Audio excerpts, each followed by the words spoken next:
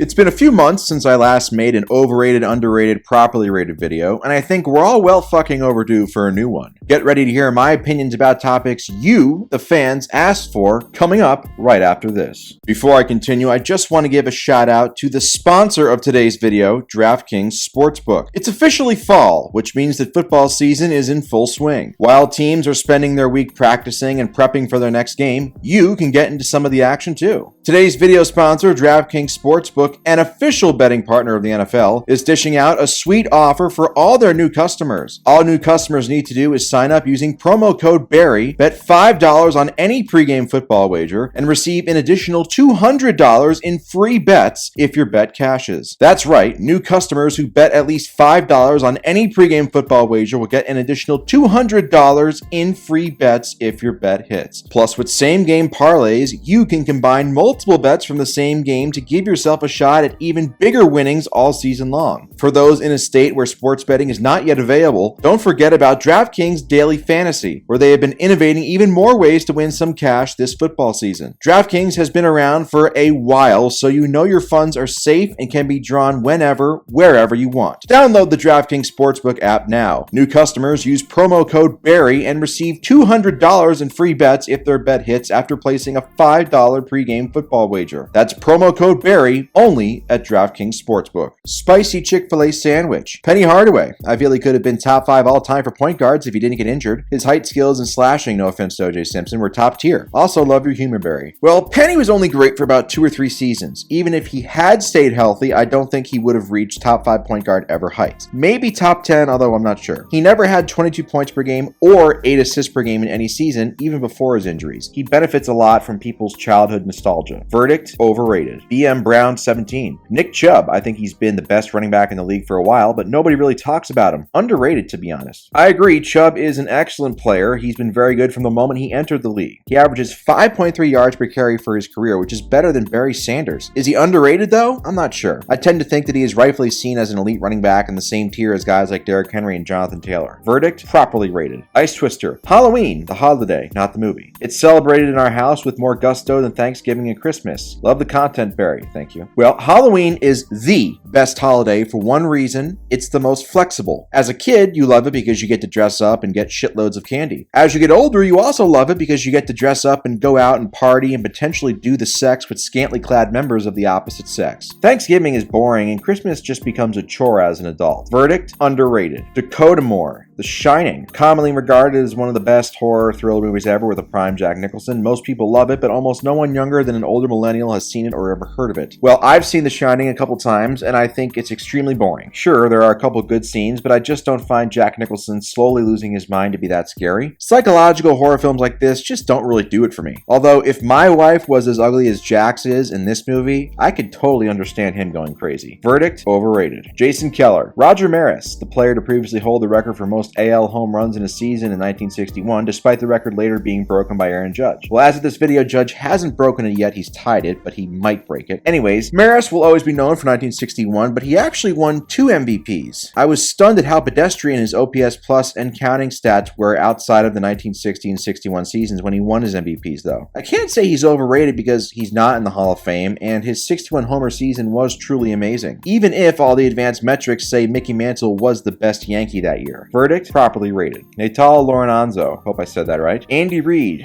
guy has done well with multiple quarterbacks and with 2 different organizations, but didn't get over the hump until Patrick Mahomes got there. Also, he needs a great coordinator like Jim Johnson or Steve Spagnuolo in order to have a capable defense. As an Eagle fan, I wonder what your thoughts on him are. Love the channel. Thank you. Well, any coach needs a good staff around him in order to be successful. I think Reid is arguably a top 5 coach of all time. He's made 3 Super Bowls and 9 conference championship games. Now, having a 4-8 record in those 12 games isn't great, sure, but Reid has gotten the best out of many quarterbacks long before Mahomes, so he's not just a Patrick Mahomes merchant. He has his flaws, especially with time management, but he's the second most successful head coach this century behind Belichick, and his track record as a head coach without Mahomes is way better than Belichick's without Brady's. Just food for thought. Verdict, underrated. Daniel Kennedy. Chad Pennington, incredibly underrated quarterback when he wasn't injured. He was the only other guy to win the AFC East when Brady was in town. Well, as you said, Pennington was really solid when he wasn't hurt, but the motherfucker was always hurt. He was a check down Charlie due to his insanely weak arm, but he's the best best AFC East quarterback the Brady Belichick Pats faced consistently from 2001 to 2019. An extremely low bar for sure. And of course, Josh Allen just magically became elite the moment Brady left in 2020. Shake my fucking head. Verdict, properly rated. Saxophone 76. Hey Barry, love your content. Would love to hear your thoughts on sushi. Sushi is good, although it's a food I need to be in the mood for. It's a perfectly respectable food, especially when dipped in soy sauce. Verdict, properly rated. Isaiah Crowell. Freddy Krueger. Like you, Michael Myers is my favorite horror villain, but Freddy has always been a close second. I'd really like to hear your thoughts on him overall. Also, is there any other horror villains you like almost as much as Myers? Well, Freddy in the first 3 movies was great because he was played off as scary before later on being turned into basically a glorified killer troll that just did nothing but talk shit. I always found him more entertaining than scary, but the concept of a burnt dream demon with knife fingers is really awesome. I just wish they didn't jump the shark and turn him into a joke. As for other horror movie villains, well, Billy from Black Christmas is just a one movie thing, but he was absolutely terrifying. That movie, Black Christmas, is absolutely terrifying. It might even be better than Halloween, and I don't say that lightly. Anyway, Freddy Krueger, verdict, properly rated. Karras, I think I said that right. Herman Moore, Lions legend who had a great peak, made 3 first-team All-Pros and was one of the best receivers in the league in the 90s. However, he lacked little to no longevity. Well, truth be told, those 90s Lions teams had more talent than people give them credit for in order to try and prop up Barry Sanders. Moore was absolutely amazing for about 4 years in the mid-90s and mysteriously fell off a cliff. I still think he's largely forgotten about, especially now that Calvin Johnson's wiped out his team records. To be honest, I even forget about him sometimes, and I consider myself an NFL expert. Verdict, underrated. The PMAC attack. I don't think you've done Ron Artest Meta World Peace yet. Would be cool to hear your take on him. He's mostly known for his wacky antics and the malice at the palace, but he was the reigning defensive player of the year and all-star on a contending team before the brawl changed his career. Well, Artest will always be most known for his outburst and his mental issues, but he could actually play in his prime. As you said, a defensive player of the year winner who could score, pass, and rebound respectively, although he was never that efficient as a scorer. I think he's one of the last NBA players that other players legitimately feared, and for good reason. We always hear about fake tough guys in the NBA. Well, it's safe to say that Artest was not one of them. Verdict, underrated, for my own safety. William Lovis. Saquon Barkley. He's an interesting player with his incredible rookie year, then the injuries, and now seems to be back to rookie form. I was wondering what you think of him and his career. Well, Saquon has always been a special talent. The issue is that he plays a position that isn't that valuable in today's league. I expect him to put up huge numbers if he's healthy, and I also expect the Giants to be dog shit because they don't have a quarterback worth a damn. But hey, if Saquon ever gets tired of the losing, we would absolutely welcome him with open arms on the Eagles. Verdict, properly rated. Cole. Pineapple on pizza is underrated as hell. It adds the perfect amount of sweetness if done correctly. I'm going to keep this short. If you enjoy pineapple on pizza, then there's a 95% chance you have people chained up in your basement right now. Verdict, kill it with fire. Isaiah Mouton. Marvin Lewis, the Bengals coach. Hella funny, by the way. You should do a reaction series. Thank you.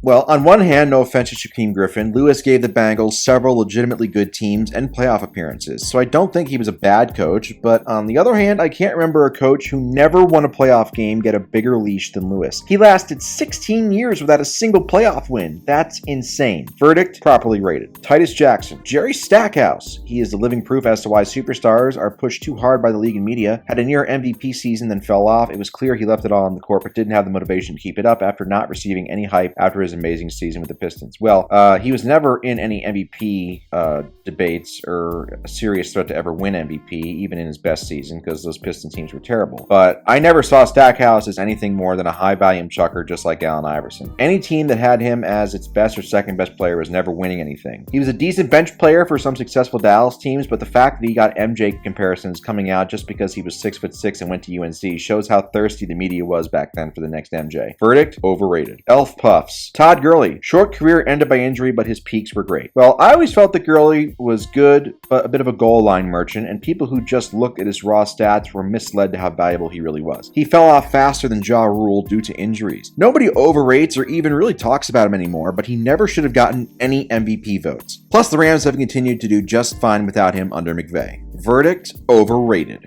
Pith, the original Hellraiser movie. I know you're a horror movie fanatic, and that's my favorite horror movie. Something just seems so personal and raw about it. Love the videos. Thanks for turning me gay for Jimmy G. Well, you're absolutely welcome. I think we're all gay for Jimmy G secretly. Well, as for the question, I love the first several Hellraiser films, but the first is obviously the best, and the practical effects are so much better than the CGI bullshit you see nowadays. The Cenobites are all badass, but nothing compares to when we see Pinhead for the first time. He's just so goddamn cool and scary that I'm willing to ignore the movie's flaws and somewhat slow pace for it. It's way, way better than the Blair Witch Project or Paranormal Activity bullshit movies they get 100 or even 1,000 times more hype. Verdict? Underrated. Citrustron. Tennis. From a spectator perspective, it can be understandably boring, but from a player's perspective, it's honestly a blast. Well, I've never really been a fan of tennis, nor have I ever really had an interest in following it. I took a couple lessons when I was growing up, but it just didn't really appeal to me. Although, if Anna Kournikova had been my instructor, maybe I would have kept at it. Verdict? Overrated. I don't know. AJ Green was known as one of the best wide receivers of the 2010s, but has been more irrelevant now. Would love to know your thoughts. Well, Green was around a top 5 or so receiver in the league and super consistent when healthy from 2011 to 2017, but he's been irrelevant since 2018, and it's kind of sad. He put up good numbers with shit quarterbacks, so I wonder if he could have been better with somebody better than Dalton. But even at his peak, I thought he was just a tick or so below guys like Megatron, Julio, AB, and Hopkins. Verdict? Properly rated. Samuel Teeple. Clay Matthews. Now that he's officially retired, I'd love to hear your opinion of him. Well, he was a legitimately great player his first several years, and was still legitimately good up until around 2015. Then he hit 30 and fell off a cliff from a production standpoint until he finally retired in 2019. Similar to AJ Green, even at his best, I never felt like he was in the absolute upper tier of pass rushers with guys like Von Miller, JJ Watt, Aaron Donald, or Khalil Mack even. He also got a bit of a media boost from his looks and his family lineage. Verdict? Overrated. Sam Houston. Matt Schaub. He was a big reason the Texans became relevant from 2009 to 2012 and is unfairly blamed in my opinion for them falling to 2-14 the next season. 2007 to 2012 Schaub was a legitimately good quarterback and honestly one of the most underrated QBs of my lifetime. He's the best Texans quarterback of all time that's not a sexual predator. Unfortunately for him, he will always be known for his pick-6 streak that started in 2013 and he never seemed to recover from. He's in that Trent Green tier of good quarterbacks that people forget about. Verdict? Underrated. Matabs. Reese's Peanut Butter Cups. Halloween is coming up and I'm curious about your take on my favorite chocolate. Well, I am a Reese's Peanut Butter Cup whore. I fully admit it. I love that shit, especially any Reese's ice cream. Friendlies used to have these Sundays to go and my fat ass would order about 10 of those in the Reese's flavors and would eat them all in a week. Truly an elite junk food. Verdict? Underrated. MSU for life. Could you touch on William the Fridge Perry?